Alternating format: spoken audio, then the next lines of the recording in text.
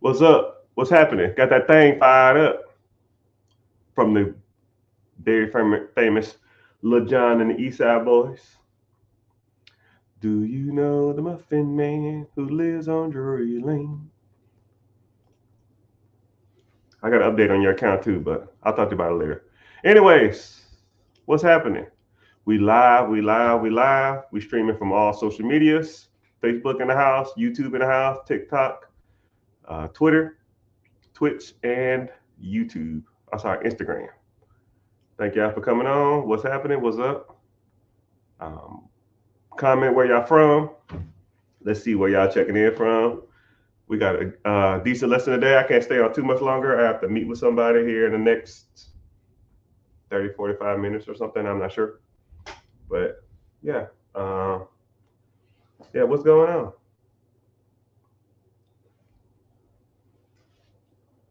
So, question of the hour. So, we're checking in from all social media platforms: Facebook, YouTube, Twitch, Instagram, Twitter, and Facebook. So, one piece of guidance, or I don't, the admission free is here.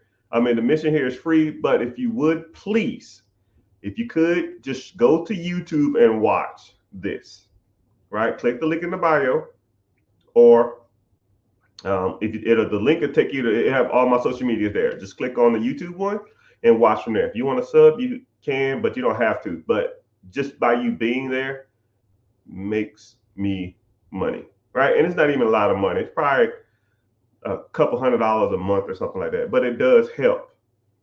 I'll take free money if they don't give it to me. And if you want to contribute and support the channel because you like the things I say and I give you value, and if I give you value, at least you can do is support me over there. Okay. So the YouTube channel is called The Rich Get Richard.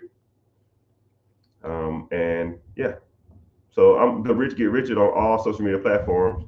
My name is Mr. Richard. If you don't know me and never seen me before, right? I talk everything, 95% of everything out there about money, right? There are some areas that I try not to touch. I'm not a real big crypto person.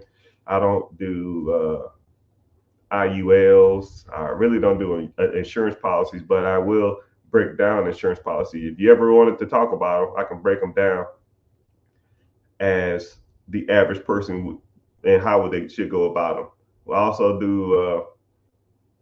We break down all different types of stuff, and yeah. So the question of the day, the subject of the day, because I always think about this before I get on, and then I'll get to whatever questions y'all got. Because I like people to like start coming in here slowly but surely. The question of the day or question of the hour is: what should you do if you have $5,000 or $10,000 to invest?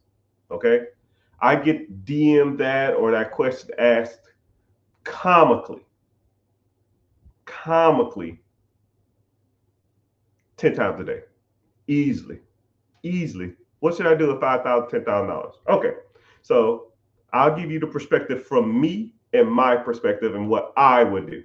Okay, because $10,000 is a good start, but it's really not a lot of money. So I'm gonna have first of all, I'm gonna kind of educate you on your mindset when it comes to that $5,000 or $10,000, and then I'm gonna educate you on what you should do with it. Okay, so let's go ahead and let's go ahead and get started. So you got $5,000, $10,000, but I'll just make this $10,000 just to make this a little easier, right? If you only got five or you got 10, I'll just use that. More than likely, if you have $10,000 in the bank, it's really not a true $10,000. Generally, when people have $10,000 in the bank, it's a cultivation or a collection of their other monies, right? If you have $10,000 in the bank, more likely it's your like glorified savings. It's more than likely the money you use on a daily basis. And what you've done is you've not spent more money than you've earned for a significant amount of time. So, for example, if you make $5,000 a month, but your bills are 3,500, that's 1,500. Month one, month two, 1,500. So that's 3,000. Month four, you might go to a concert or something, so you only saved $1,000 that month. So you just been doing that for 5, 6, 7 months. and the money you use to live off of is in the $10,000. So what I want you to truly understand is that you need to have not just $10,000 in like a Rotary account or the primary checking, right? Is it that kind of money, or is it like I have a savings account, or I have a high yield savings account with $10,000 on it, plus I have the money that I have in my checking account that I use for daily expenses? Ask yourself that first, because a lot of times when people say, "Yo, man, I got $10,000 invest," you really don't got $10,000 invest. You are rotating $10,000 for your daily expenses. So in theory, if you didn't get paid next month, or you didn't get paid on you got paid on one of those weird days, and all your bills come out on the first, your account will be down to $5,000. You need to understand that when people say I have this amount of money to invest, do you really have that kind of money to invest, or you just have a rotation of money that comes in and out? And at any given time, you might got $5,000, but on the high end, you have $10,000, right? So when you say, "Hey man, I got $10,000 invest," right? I don't want you to be like, "Well, let me pay this bill first, and let me take this out first, and not let me pay this now, and then I have like about 8,005." Like, no. A true. I have $10,000 in an account that almost doesn't get counted for anything, right? So that's what you need to understand whenever you're talking about investing. And when you say that, if you came to me and said, "Yo, I got XYZ to invest," cool. Do you really have that amount of money to invest, or you just have a rotation of money in and out? Okay. So if you need to start establishing parameters on the money you invest, that means that you need to start separating, almost like church and state, right? You need to separate them. If I have $10,000 in rotation of my checking account, technically you ain't got no money to invest, right? Now you need to start taking money from that rotation and putting it into mutual fund, ETF, IRA, 401k, or something like that, and or a high yield savings account. So now that money becomes a true, I have $10,000 to invest. Because a lot of people don't look at it like that. A lot of people look at it as, I got $10,000 to invest. No, you got $10,000 of rotation money, right? But if you had true, like if you came to me and said, "Yo, Mr. Rich, how much money you got to invest?" I say, boom, I know to the damn near thousands of dollars how much money I have. Well, for me, it's a little different, but because I have 6-7 figures, waiting to be allocated.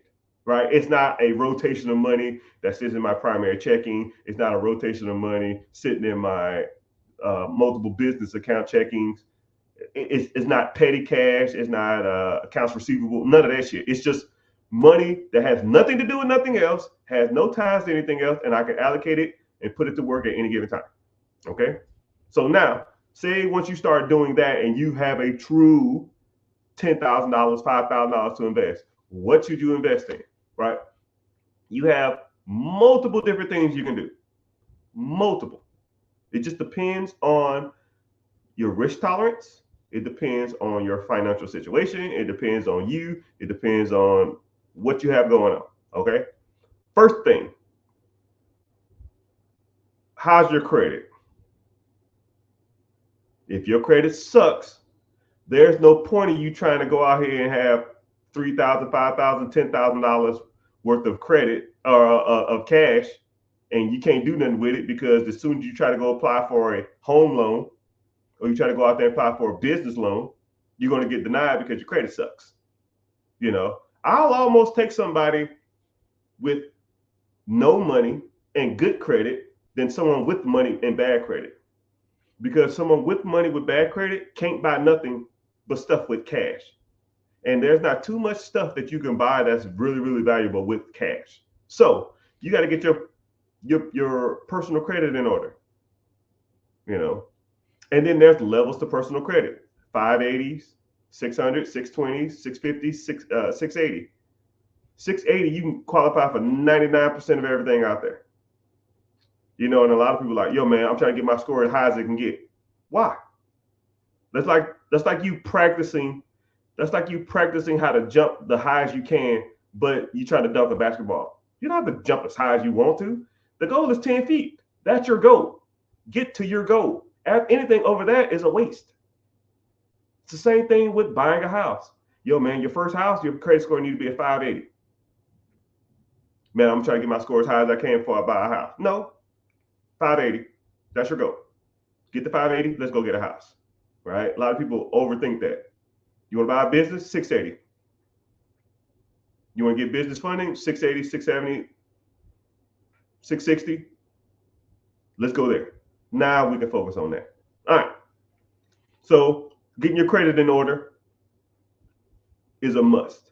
So next things you can be doing to invest your $10,000 you have. If you're going to use it anytime soon, you need to be in a high yield savings account. High yield savings accounts, interest rates vary from 4% to 6%. You know, you leave it in a primary checking account or some shit like that, it ain't going to make sugar shit. We know that, you know that, I know that. It's sitting in a damn primary checking account or a savings account through the banks, you're making a half a point every year or some crap. You're technically losing money if inflation is over 3%. On the average inflation rate is 2.8, 2.7, 2.9% maybe in any given year. So you're losing money by leaving it in a checking account. If it's in a high yield savings account, which on average is between 4 to 6, at least you're making a little juice on it. Not a lot, but you're making some. Okay? So now it should be in one of those funds making a little money until you try to allocate it towards something else. Then if you want to invest that money, you need to be in something that makes a little more money.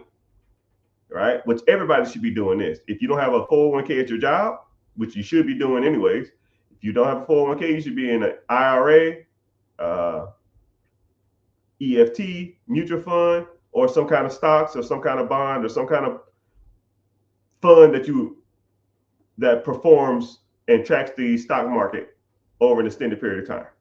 Now, those interest rates, instead of a high yield savings account from 4 to 6, now you're making anywhere from 8 to 16. Now you're making a little more money in your juice. And if you're if inflation is 2.7, 2.8, or whatever hell it is, and you're making 10, which the stock market has made 10.1% since the Great Depression, you made 10.1 to combat now you're making money on top of your money. And then once that money starts making money, you can borrow against that. We're on step 2 now. There's multiple ways you can do this, right? That's why I always there's so many ways you can invest $10,000. It's crazy, right? One, you can fix your credit, start paying down your debts, start getting some of this stuff discharged, hire a credit repair company, hire a person to dispute your negative things on your credit. Baby mama payments, medical bills. You can dispute your charge-offs, your late payments, your repos, your bankruptcies, your hard inquiries. You need to get that shit off there, right? You should be doing that. That's first. Number 2 thing, you need to be investing, putting your money in something that makes money. First thing is high yield savings account, unless you have enough to want to buy a house. You got about 10, 15,000, you can start buying houses if your credit's right. Step 1, credit. Step 2, high yield savings account to invest in a property. If you don't have enough money to invest in a property, let's say you have $4,000, then, this step, you can just put it into something that makes money, right? ETF, mutual fund, IRAs, 401k, 401ks, that's through your job, but that's another story. So you put it in that and you contribute to it every month. Automatic allocation, dollar cost averaging. Boop, boop, boop, boop, boop, boop, boop, and that pot will slowly start to grow. And now let's say you got 20 grand in this account. What do? Do you cash out the 20 grand and then go buy a house or go buy a business or go buy some cars to put on Turo or use the money for a Airbnb or something? No. You just go to the bank and ask them, hey, I have $20,000 in stocks. Do you do portfolio loans?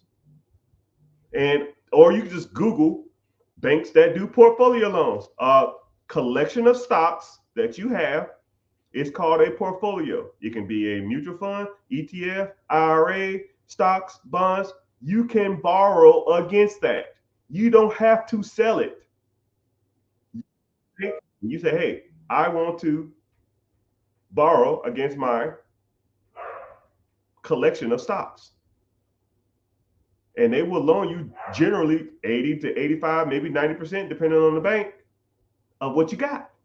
So if you got 20 grand in this account, they'll give you a loan for 18,000. Now your stock will continue to perform at 10.1% interest on average since the Great Depression,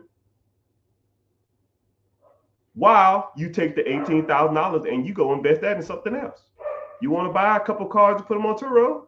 That's for that. As long as it makes enough money to pay back the loan.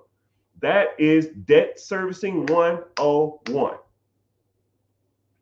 101 debt servicing. Debt servicing is when you buy something using debt. The debt will be covered or paid by whatever you buy. So for example, you take $10,000, you put 10% down on a $100,000 business. Let's say the business is bringing in $50,000 a year. You borrow $90,000, the business is bringing in $50,000. The $50,000 is going to come in. Your payment to the government is going to be about $10,000 a year. You make it 50. So you take 50 of the money you're earning from the business, you pay back the loan, you're servicing the debt, and now you have the $10,000 you put into it, you pay yourself back. You take all your money out of the deal. So now, the year one, you made $30,000. You paid yourself back $10,000 from the down payment. You paid the government back because you took out an SBA, Small Business Administration loan. You paid them back $10,000 for that year, and you still up $30,000. Your bank account wins. You win because you got cash flow. And then the government wins because they're keeping a business established, and they're winning because you're paying a loan back. Win, win, win, win. All I do is win. I just do the same thing on a higher level. Instead of 100,000, let's go for $3 million businesses. Let's go for $1 million businesses. So when people say, how can I invest $10,000? I mean, that's how you do it. Let's say you had $20,000 in the account. You take a loan against the $20,000. Now you get $18,000. Now you got to go find something that makes $18,000 a year, or at least enough to cover the payment. Let's say that $18,000 payment over 3 years, right? That's $6 grand a year. $6 grand over 12 months is $500. You need to buy something that makes $500 a month. You're like, damn, Mr. Richard, that was pretty smart. Your math is pretty fast. Yeah. I was gifted at math. I was diagnosed with being gifted at mathematics in the 7th grade. But my reading is probably still the 7th grade level. We have pick your poison, right? I was great at math, not good at everything else, right? So then if you wanted to do that, and that's if you wanted to do that. Let's just say you just wanted this, you had decent credit and you just had $10,000 saved up. Now you need to find stuff that you can buy that pays you monthly, right? There's tons of stuff you can invest in. You can invest in vending machines. You can invest in a couple cheap cars on Turo. You can invest in a side hustle or a side business. You can start a pressure washing business. You can start a window washing business. You can do a lawn care service. I mean, there's like the possibilities are endless. It's just your imagination. You have to go for it. I mean, I can sit here and tell you till I'm blue in the face, which ain't happening because I'm dark skinned, until all the different ways you can start side hustling. But in theory, you don't even need money for a side hustle. You don't even need money for a side hustle. You can start side hustling for free. You can pick up somebody. If you have a truck, you can pick up somebody's, dispose of somebody's stuff. You can start couch flipping. You can do free cycling. You can do, you can get into wholesaling or bird dogging if you want to. You know, there's multiple things that you can do. You can start a OF, yeah, but no OFs, right? But there's multiple stuff you can do, right? Side hustles for females. I'll even throw a couple out there. Rover.com. You can babysit people's dogs. Wow. Is there such a thing? Yeah, you can babysit people's dog. Hell, I think it's an app called nanny.com. You can babysit people's dog. When people want to do like house dates or something like that, or people want to go out for the night, you can go there and watch their kids for 3 hours and then get paid, 50, 60, 70 bucks. 20, 30, $20 an hour to sit and watch somebody's kids for 3 hours because they want to go out on dinner dates and stuff like that. The Rover thing, I didn't realize how many people, every time I started talking about Rover, because I had a client who owned a doggy daycare who added Rover to their services, which damn near doubled their revenue.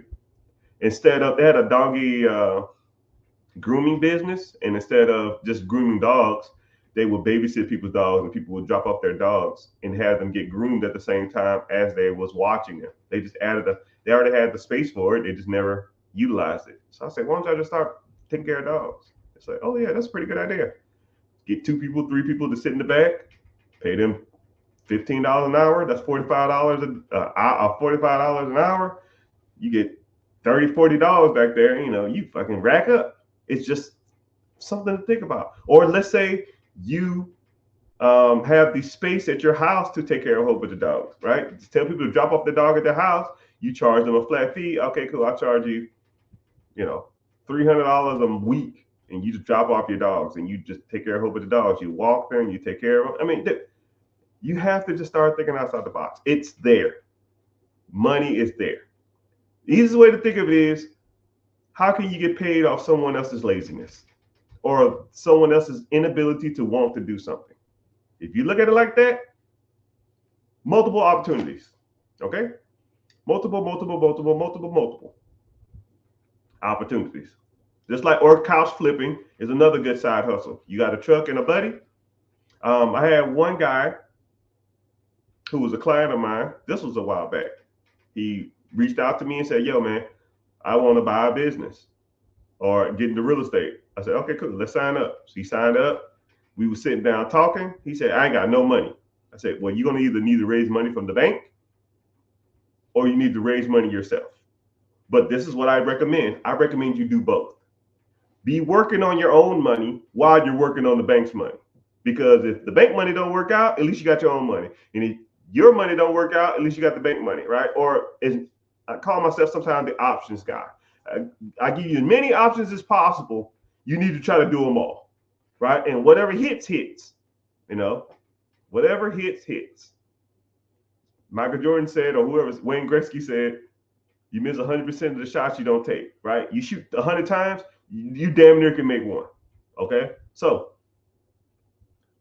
we got to talking, and I broke down how to couch flip. They said, okay, cool, we'll couch flip and we're going to have a goal of $20,000. We're going to couch flip until we get to 20 grand. Not only did they make their 20 grand, they said they had a whole system down, and then they were going to stop couch flipping. First of all, let me tell you what couch flipping is. First of all, you go to Facebook, you search free, or you search couches for sale. And then you find them, or couches, just search the term couches. You go in there and you see couches on there, right? There's tons of them, tons. And when I tell you to look for them, look for vices in people. Look for reasons why people are getting rid of it. Hey, couch, must sell today, moving out the country, gonna throw it away. That type of stuff. If you're looking for those people with I call them vices, reasons why people want to do something. You find the things with vices attached to them, people are selling. If you want a car flip, vices. I'm going to jail. I'm moving out the country. I have 3 cars. I must sell it for a family emergency. You look for reasons why people want to sell, right? So now you have a reason to kind of lowball them up, or, hey man, I see you have this couch on here. You want $400? I'll give you $150 and I'll come pick it up now.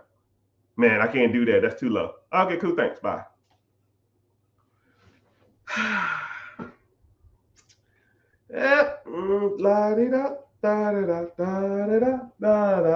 An hour later, can you do 175? Yeah, I'm on the way. Take it, clean it up, take a picture of it right then and there. Take a picture of it right then and there. Put it right back on Facebook. $500. We'll deliver. Small fee. People will call you. Oh man, that's a nice couch. Cool. It's $500. I can deliver it for $550. Can you do it for $450? I do it for $500. Deal. I'll deliver it. How much you just made? $275 from taking one couch from someone else's house to someone else's? Come on, dog. Come on, man. $275 to take a couch from one person's house to another, or $325? Hold on, let me see the math. $325? Yeah. $325,000 from taking a couch from someone else's house to their house? These guys was making so much money, they said, you know what, Mr. Rich? We don't even want to buy a business now. We just want to expand what we have now. I said, okay, cool. This is what you do.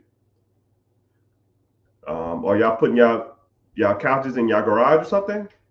Yeah. Okay, cool. You need to either do one or two things. You need to do a storage unit, because you're going to start getting a lot of couches, or look for a cheap, like, commercial building, and then just stage them all there and open it up to the public on like a random day. We'll say Sunday from 12 to 5. I'm like, no, from 10 to 4 or something, right? And then when people message you, hey man, is that couch still available? Yes. If you want to look at it in person, just come to our warehouse on Sunday. So now you don't even have to go to people's house anymore. You're just picking them up for free, or for pennies on the dollar, taking them to your little storage building, and people are coming to you now and looking at the couches. And if they want to take them there, that's fine. And if you want them to deliver, you just say, hey, you can buy it now. I'll put it on hold. I'll deliver it to you to first thing tomorrow. Now you have a whole different operation going on. And it's just a different way of thinking about stuff. I mean, a lot of this stuff is really not hard. It's just you have to just want to do it. You have to start thinking outside the box. You have to try to think of ways that people are making money out here that you've never really thought of, you know? So, yeah. But moral of the story, people, there's multiple ways you can invest $10,000, right? I gave you ways you can invest with no money. I gave you ways you can invest to put into high yield savings account and start investing into mutual fund, ETFs, stocks, or something like that. And then I even started saying working on your personal credit. And then I started saying, even look for assets that you can buy with the $10,000, right? You can find some businesses for $10,000 down. You can find real estate with $10,000 down. Easily. I mean, there's properties all over the nation that you can buy $50,000, $60,000, $70,000, $80,000 that will owner finance for your $10,000. And the price difference between the money you invested or the money you pay them monthly and to how much you get in rent will be astronomical. Some of these profit margins are $600, $700, $800, $1,000, $1,200, $1,400 a month. If you bought a property for $10,000 down, your payment to the owner is $600. And let's say you rent it out for $1,600. That's $1,000 a month. Meaning, in a year's time, that's 12 grand. You made all your money back in 10 months. So in month 10, what do? Do you take your profit and go to the club, put it down on a Hellcat? Do you go on a vacay? You go get the latest Jordans? Shit, no. You go buy another house and go buy another and another and another. And then one day you look up and you got 10. Then one day you look up, then you have 20. Another day you look up, you got 50. And then you're making 30K, 40K a month from all these properties. And then you'll start getting offers from portfolio loans. Hey man, I got a portfolio of 116 homes. Old man want to retire. Cool. You want to pay capital gains tax? Nope. Deal. Here's my down payment. I'll pay you directly for the next 10 years. But there's ways to do it, man. Okay. So, hope y'all found value in that. It's rapid fire question time. Bam, bam, bam, bam, bam. This is my favorite part of the show. Is when you just ask the questions, and I try to get to them as fast as possible and as detailed as possible. Sometimes I go on rants. Sometimes I just get to the point. But ask me whatever you want. Property overstock, proving property overstock. I don't know what property overstock means, but there is a lot of stock out there. There's a lot of companies.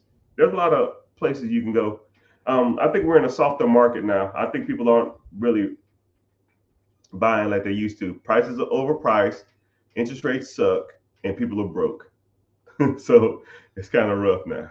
So yeah, but you still can find deals. You can find tons of deals out there. All right, so let me get to this. I'm looking at businesses all day long. Yeah, sir or ma'am, you can look for businesses all day long, but I'm gonna tell you something. I will get people that will sign up for my coaching program or my mentorship or my one-on-one, and they'll have a kind of a grasp or a grip on how to find businesses. Businesses aren't hard to find. Evaluating them properly is where you run into the difficulty part. I get emailed 30 businesses a day. I get emailed 100 pieces of property a day. I come across deals all day long. Do you know how to properly evaluate? Do you know what to look for when you're buying a business? Do you know what goes into the proper deal structure? If you don't have that down, then you're kind of focusing on the wrong thing. It's like I've been like I get on Tinder. Like so, say if you get on Tinder and you're just swiping right, left, and you're just looking at the person, right? If you're just looking at the person physically, there's more to relationships than just a physical attribute. There's more to a business. There's more to real estate than just the physical attributes. You need to learn what goes into a relationship. And a lot of people look at relationships wrong. A lot of people look at real estate wrong. A lot of people look at businesses wrong. You're looking for the beauty part of it a lot of times. You're not looking at the substance, what's going to get you through the hard times. And once you start understanding, like once I start breaking down and evaluating businesses, you'll start looking at businesses totally different. A lot of people say, yo, man, I found a ton of businesses I like. Let's look at these 10. Okay, cool. Do you know how to evaluate a business? Nope, cool. Let's talk about that for the next, I don't know, half an hour. Half an hour later, they're like, okay, pull the same ones you just had up. They pull them up. Yo, man, these all suck. Yes, thank you. That's why I said as soon as I saw these, do you not evaluate businesses, right? Because people don't know how to do it. So someone said, how do you get started? I have a free webinar that breaks down investing, credit, how to evaluate businesses, how to find businesses, how to find real estate, different type of loan programs out there, different types of lending packages, different types of funding packages. If you're interested in any of that stuff, just click the link in the bio. It'll take you to a class called Be Your Own Boss. If you see the Be Your Own Boss, sign up. It takes a comically less than 15 seconds to sign up, and we'll go from there. Right? And I don't sell your information. You won't get spam calls. You won't get all this other kind of crap that you get with all these other guys. You just get access to a webinar with me there, and we talk and we learn. By the simplest gets. You tell it, brother, hey man, I'm trying, man. I'm trying.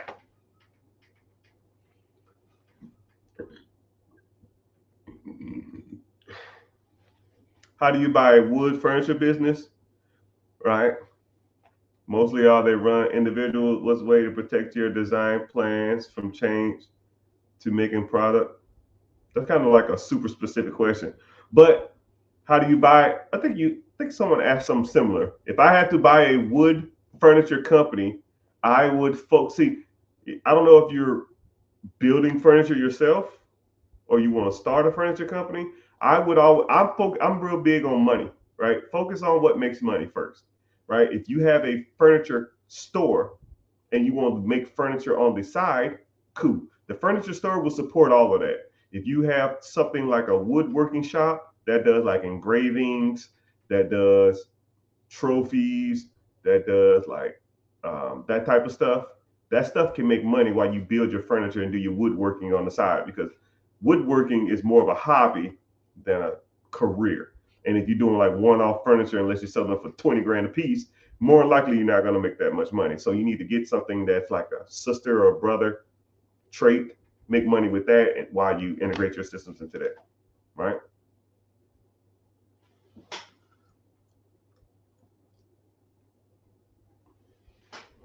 Martin, how many people's lives have you changed? Thousands. I don't know. I don't count. It's irrelevant. I don't try to look at it like that. I don't try to look at it. It's not like a metric, right? Maybe what's bad part about it is some people will. When I very first started going live, I think I did my first live in 2019, and there was a guy back in the day. I used to talk. It's comically about 100 people in here now. Back in the day, I would talk and it would be nobody. I'll be just talking and nobody would be in here. And I remember this one kid used to come in there. He came in. He was like one of the only guys I used to talk to. I said, "Yo, man, how you doing? Let's go ahead and talk. I have no one else in here. I'll talk to you. I'll answer your questions specifically." And we just got to talking. He said he was 18 years old, 19 years old. He had a decent job as a mechanic. He didn't have a lot of savings and his credit was okay. What should he do? And I broke down how to start investing in the stock market. I said, "You got a 401k at your job?" "Nope." "Cool. How much can you afford every month?" I think he said something like $400 or something. I said, "So $200 every paycheck, and you'll be comfortable. You won't, because if you start this, I don't want you to damn quit on me, right? We do this for life." He said, "Okay, cool." Boom. I showed him exactly how to do it. Go to these apps, go to these portfolios, try to do these right here. I'll give you I'll tell you how much they make or what their interest rate, and you kind of pick from there. I can't really tell you what to do without being a financial advisor, but I'll tell you exactly where you need to be at. He said, "Okay, cool." He did that shit. And if you really pay attention to my lives, he will literally come on here and say stuff like, "Hey man, that fund you told me to set up like 5-6 years, or whatever, how long ago it was, man, that shit has comically $290,000 in there." And I did the math on it. I'll be worth something in the range of $8 million by the time I'm 60. And I said, "Oh, shit, cool, man, thanks." Right? Not a dime. I did that shit for free because I had no one to talk to. And stuff like that, I did it all the time. One other person, when I was in the military, this was 2016. I was talking to money about somebody, or I was talking to somebody, and this one younger girl, she was like I think she was 22 at the time. She said, "Oh yeah, my dad died. He left me a car and $150,000. What should I do?" I said, "Shit, we gonna get to work." So we set up multiple different portfolios. We set up all kind of stuff. This was in 2016. I talked to her recently in 2000 and the end of 2023. Um, that account had almost $800,000 in it. Comically, it was a lot.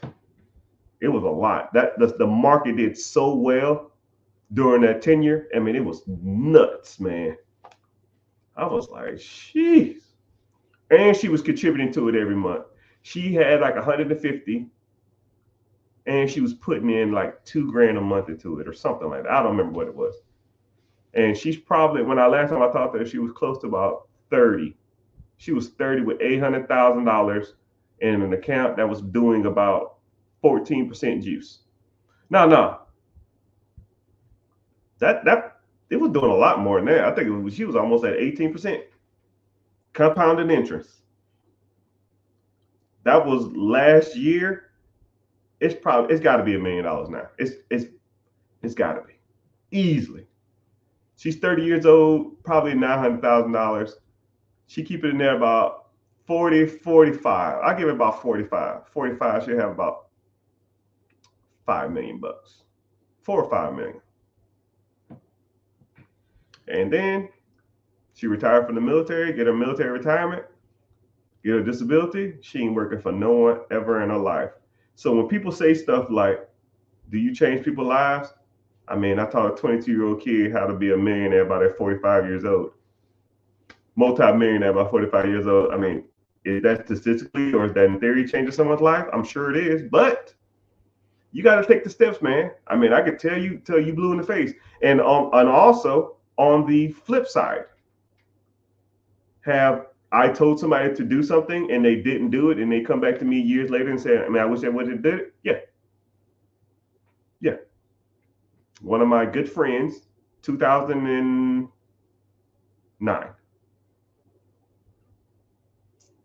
I want to buy me some real property. Cool. Put your money into a high-yield savings account till you get enough money to save up for it.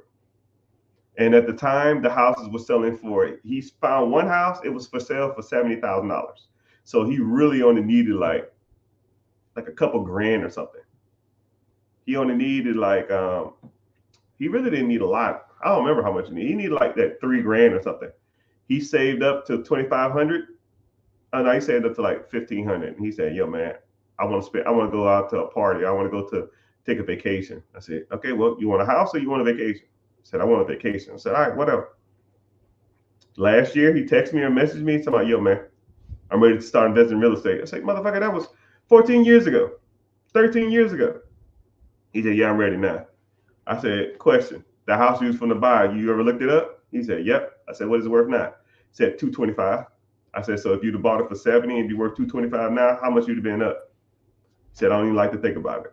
I said, "Yeah, it'd be like that. But it is what it is. People don't listen. People do what they want to do. You can lead the horse to water, right? You can't make them drink it. You got to put in the work. You got to do what you need, what needs to be done." One more quick question. Should I create an LLC or an entity, or should I buy a job replacing business? I want out of my job. Okay. That's kind of like a weird question. It's not a weird question. Okay. You're asking like questions that's almost irrelevant to the next question. You don't need an LLC to buy an existing business. So if you want, why do you want to create an LLC? Right? If you want to create an LLC to start a business or to run your business through it, or if you want to get an LLC to go out there and get business funding, that's why you would do that. But would you want to go out but you can go buy a business without an LLC. But now if you want to use the business lines of credit to buy a business or buy real estate, then you need an LLC or EI, LLC, S Corp, C Corp, sole proprietorship, and that shit. You need that for that. So that's a whole different thing. So if you want to buy a business, you don't need that to buy a business. If you want an LLC to go get business funding, go get business line of credit, have your own entity for like real estate purposes or to have your own business purposes, that's fine. But you don't need, one doesn't require the other. And if you do buy an existing business, more than likely you'll take over their corporate structure. So if they have an LLC, S Corp, C Corp, sole proprietorship, and you buy that one from that person, then you just take over that one, right? They'll be more likely the registered agent, and they probably have managers, shit like that. You take over the process when you become the registered agent of that LLC, S Corp, C Corp, and then now they'll step down or be a manager in the business if you want them as a consultant or something like that. But you don't even need them to be a consultant. You just kick their asses out, you take over the process, and you take over their LLC. It'll reset the corporate structure, but hell, who cares? Hope that answered the question. It's kind of it's almost like saying, what should I get? A cat or a giraffe? Like what? Like you can buy whatever you want, but the cat has nothing to do with the giraffe, right? You want a giraffe, you're gonna have to set up a house for a giraffe. If you want a cat, you just get a cat. Nothing, they have nothing to do with each other. That's a horrible analogy, but you get the gist. Anyways, my house will be paid off.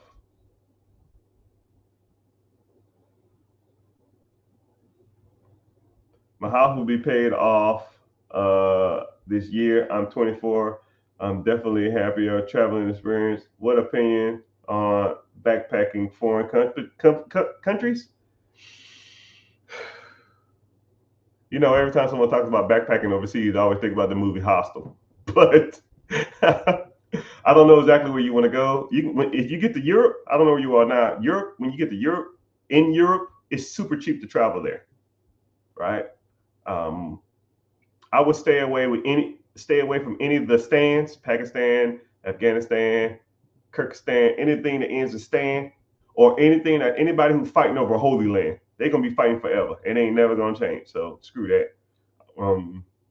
India's cool. Japan, South Korea is cool. Philippines, depending, you can live like a king over there. Some parts of South America, cool. Do this, individual, if they're still in here.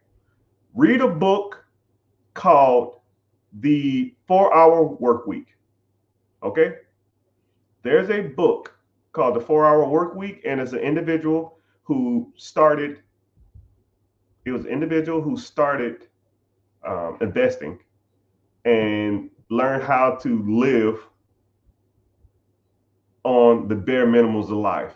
And what he did is he traveled all over the world and he found the best accommodations for the cheapest price. Meaning that, let's say if you bought 5 rental properties and 5 rental properties paid you $1,500. I mean, 5 rental properties paid you $500 a piece, which is $2,500. Now you're thinking to yourself, $2,500 a month is not a lot of money in America, right? In any state. But you take $2,500 to Singapore, $1,500 to Thailand, $2,500 to Thailand, $2,500 to the Philippines, $2,500 to some parts of like Prague, or some parts to Germany, some parts of Peru, or some parts of South America, Colombia, you will live like a multimillionaire. You would live like a multimillionaire. You could spend $1,000 a month and get a high rise in Thailand. You get a high rise apartment, a maid, a butler. You can eat at the best restaurants, a gym membership, and you can go to the club 3 times a week for like $1,000 a month, maybe $1,500.